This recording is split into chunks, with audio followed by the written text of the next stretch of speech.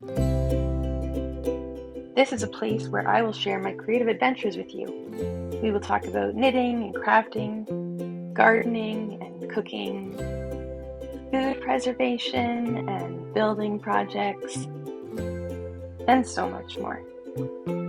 If this sounds good to you, let's get right to this week's creative adventures together.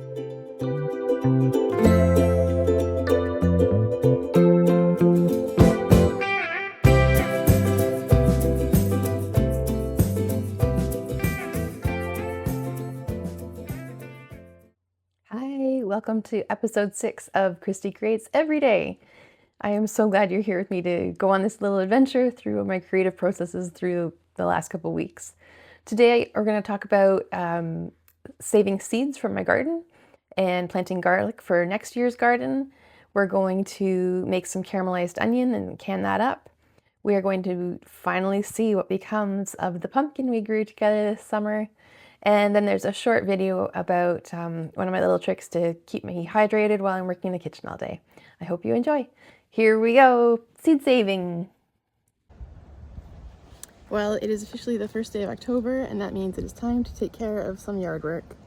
You can see these cosmos have spent their good life, but they're now starting to fall over, and they're falling over into our walkway, so we need to get them cleaned up. Mostly, I'll leave a lot of them to just finish out the fall, but I don't want them on the walkway, or if they're fallen right over, I don't want them just to fall over. I will show you some seed saving from the cosmos, and also today we'll get to planting our garlic. Here we go. Okay, so I think I've cut down most of what needs to come down from here, but now we're going to do a little bit of seed saving. Where can I show you? Here's some good options. You can see, obviously I would just normally deadhead those, but you can see these are dry and crispy and are ready. Wow, this one's already missed the prime opportunity to save those seeds, but I'll take what I can from there. And let's see if I can get this to focus. The dark bits are the seeds, and the other stuff is just the chaff. And I will be taking and saving these. I'll dry them out just a little bit. They're fairly dry. We've had a lot of dry weather lately, so I could just put these into the envelopes for next year, but I will dry them on paper towel for a few days and just to make sure they're really good and dry and mold doesn't grow. And we will plant them next year and have more fun with our cosmos. And you can see these beautiful dahlias. I'm going to try and get some seeds from that and give them to my friend Kathy. Okay, this is the second part of the seed saving process, where we are coming in and just separating the little seeds from the dried flowers.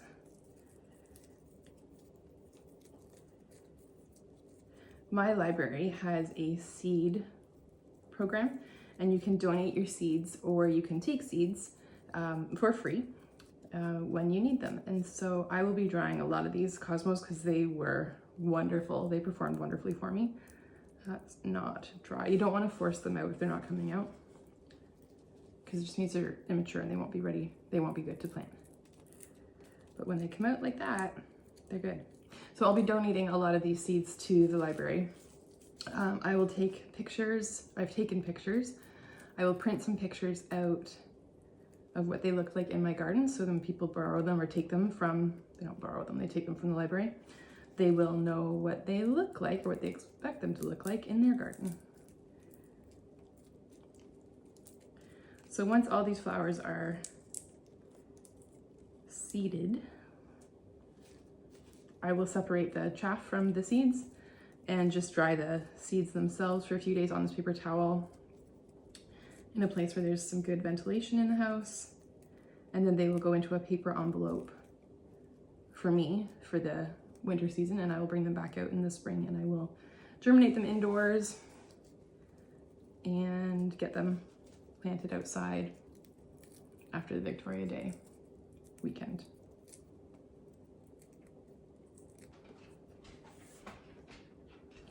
Okay, so there is a trick to separating the seeds from the chaff. The chaff is very light and will blow away faster than the seeds will. So you can either just blow on them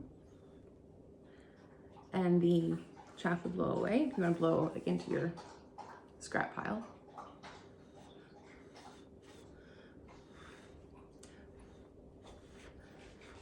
and just put your seeds back down.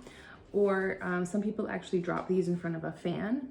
And if you just put your fan on over here and drop them like this, it only works with the fan on. As stuff is falling, the chaff will get blown away. So that's a good trick to do if you've got some space outside and can do that.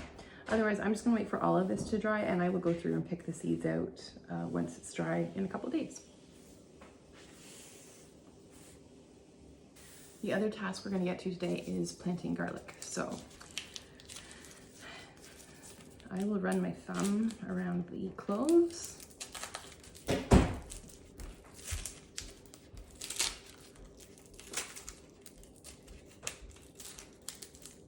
You want to try not to break the protective layers inside.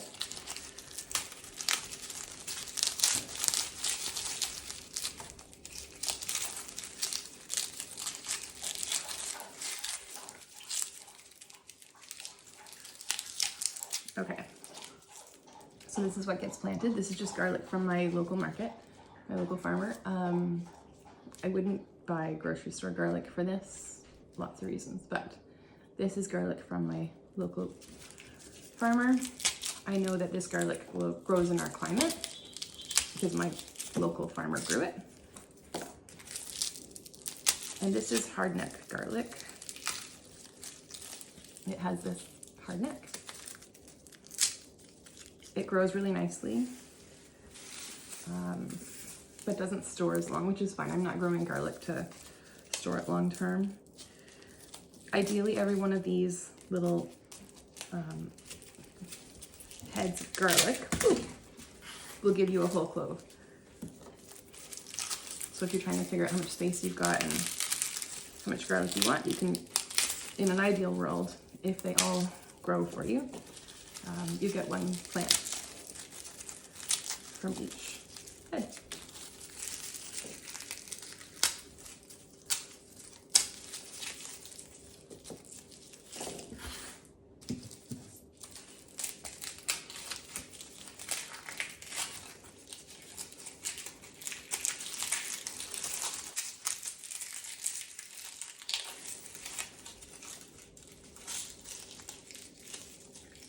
All right, this is a soft neck garlic. You can tell because it has all these little ends on it as opposed to the hard neck garlic. You see the difference here? This is soft, this is hard.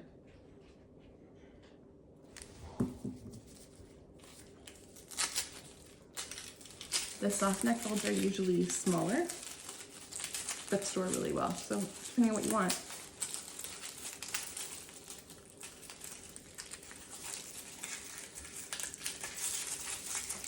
I don't know what variety of garlic these are, but I do know that they grow in my climate, which is one of the biggest things you need to consider.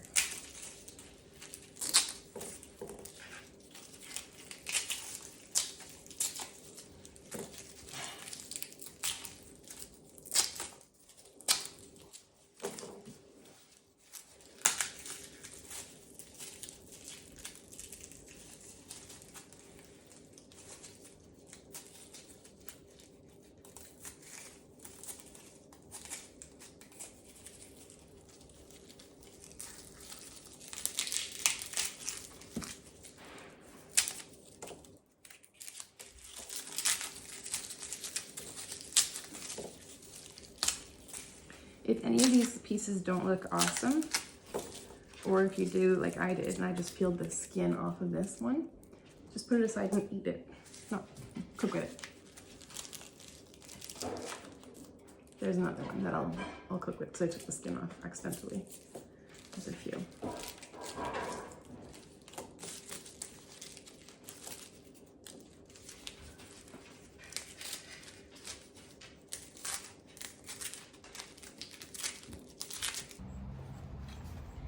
Alright, here we are in my side garden. This is facing north, so it will get all afternoon sun. We are going to plant garlic here. These are the garlics we just peeled. And I've got enough room here for about 3 rows. And I will plant these every 4 or 5 inches. 5 inches, I'm guessing. Just want to make sure that your soil is nice and loose, well drained, and you want good soil because garlic is a heavy feeder. It takes a lot of the nutrients out. So if you're planting garlic for the second year in a row, definitely make sure you're adding some nutrients back to the soil. So here we go. I'm going to make my 3 rows. You can use a hoe or a stick or whatever. You don't have to plant these terribly deep. So this is the clove. It goes pointy side up, and you want to bury it about the length of your finger.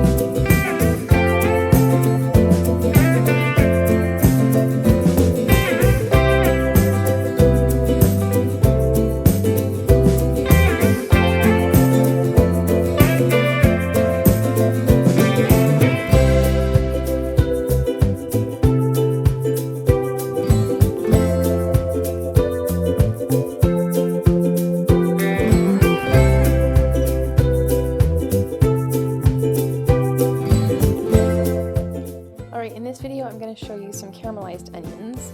I don't know what happened to the audio, and I don't know what happened to the filming, but there's a whole portion that's missing, so I'll try and walk you through it pretty quickly.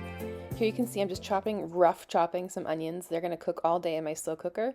Normally, a caramelized onion takes some butter and olive oil and gets heated up for a long time on your stove, and gets a really deep, rich color from some of the fats. I don't can with dairy, so I couldn't put butter in these. So I end up just putting some balsamic vinegar, a little bit of brown sugar, a touch of water, and I let these onions go for a long time in my slow cooker. They end up absolutely delicious. We use them on burgers, pizza, sandwiches, with steaks. They're fantastic. So somehow I've just missed the whole pressure canning process. And now I'm showing you that they've come out of the pressure canner. They are boiling hot. You'll see some bubbles in the jars here. And these are fantastic. I love having them.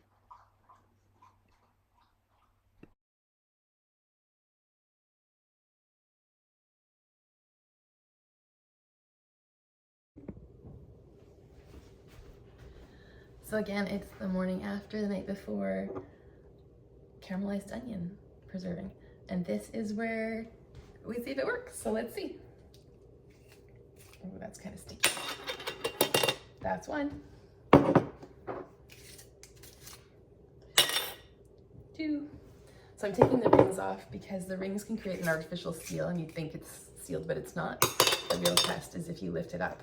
Oh, by the lid. And if the lid gives way, it didn't seal. So always keep your hand under your jar in case your lid gives way. So this is fine. It'll go in my fridge. We'll eat it right away.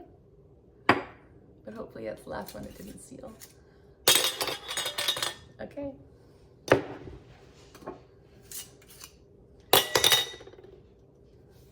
Last one.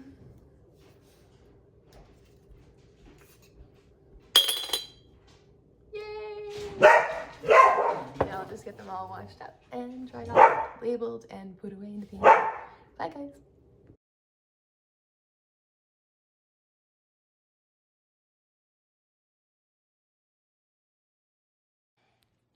Hello. So some of you are curious about what happened to our pumpkin, and here it is. It has cured and it is ready to eat.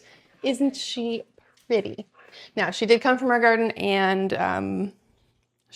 it came from our garden, and it does have some dirt on it. So before we cut into this, always make sure that when you're cutting into things that might have dirt on it, even though you're not eating the peel, to wash the outside, because whatever you cut through the outside will become in touch with what's on the inside. Ugh.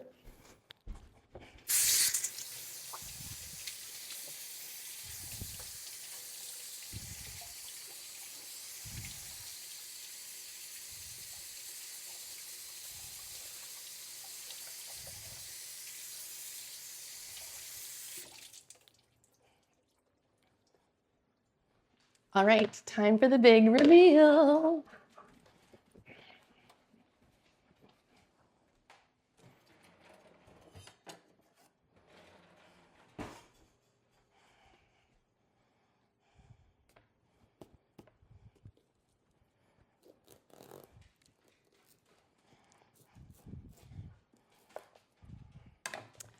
Delicious. Look at that. Oh, I'm excited. I was hoping for some more seeds so I could roast some seeds, but we'll see what we get. I'm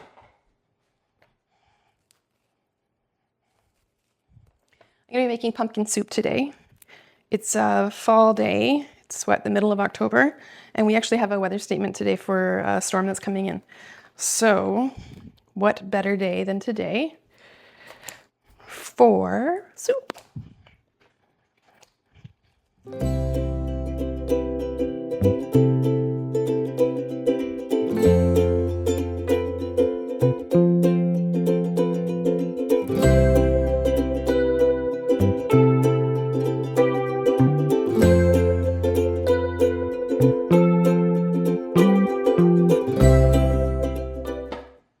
Okay, it's time. Pumpkin's ready. Oh, they're beautiful.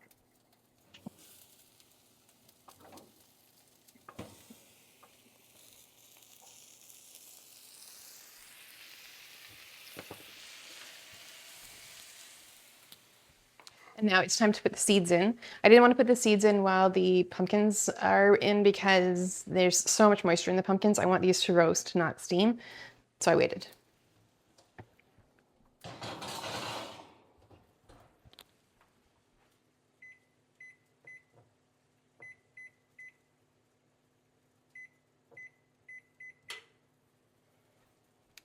Wow. All right, in my pot here, I have some onions and butter and olive oil. I'm gonna get that sauteing.